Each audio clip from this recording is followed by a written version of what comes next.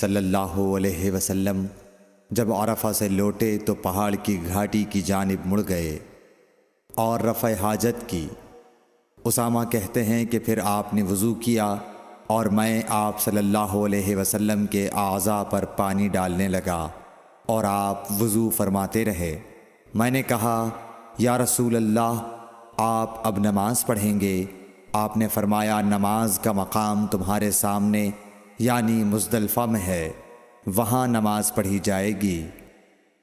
اس حدیث سے ثابت ہوا کہ وضو میں دوسرے آدمی کی مدد لینا جائز ہے۔ صحیح بخاری حدیث نمبر 181۔ مغیرہ بن شعبہ رضی اللہ عنہ ایک سفر میں رسول کریم صلی اللہ علیہ وسلم کے ساتھ تھے۔ وہاں آپ رفع حاجت کے لیے تشریف لے گئے۔ جب آپ واپس آئے، آپ نے وضو شروع کیا تو مغیرہ بن شعبہ آپ کے اعضائے وضو پر پانی ڈالنے لگے۔ آپ صلی اللہ علیہ وسلم وضو کر رہے تھے۔ آپ نے اپنے منہ اور ہاتھوں کو دھویا، سر کا مسح کیا اور موزوں پر مسح کیا۔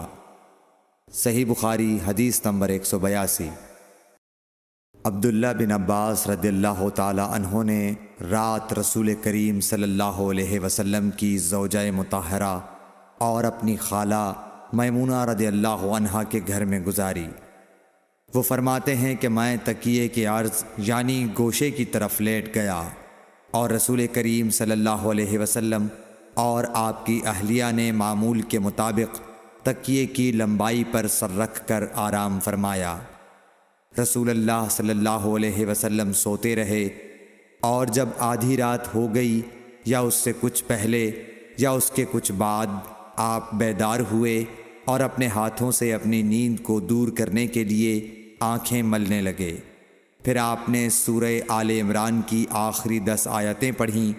پھر ایک مشکیزے کے پاس جو چھت میں لٹکا ہوا تھا آپ کھڑے ہو گئے اور اس سے وضو کیا، خوب اچھی طرح، پھر کھڑے ہو کر نماز پڑھنے لگے۔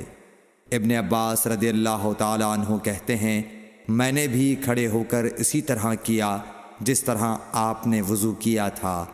پھر جا کر میں بھی آپ کے پہلو مبارک میں کھڑا ہو گیا۔ آپ نے اپنا داہنا ہاتھ میرے سر پر رکھا اور میرا دایاں کان پکڑ کر اسے مروڑنے لگے۔ پھر آپ نے 2 رکعتیں پڑھیں، اس کے بعد پھر 2 رکعتیں پڑھیں، پھر 2 رکعتیں پڑھیں، پھر 2 رکعتیں پڑھیں، پھر 2 رکعتیں پڑھیں، پھر 2 رکعتیں پڑھ کر اس کے بعد آپ نے وتر پڑھا اور لیٹ گئے۔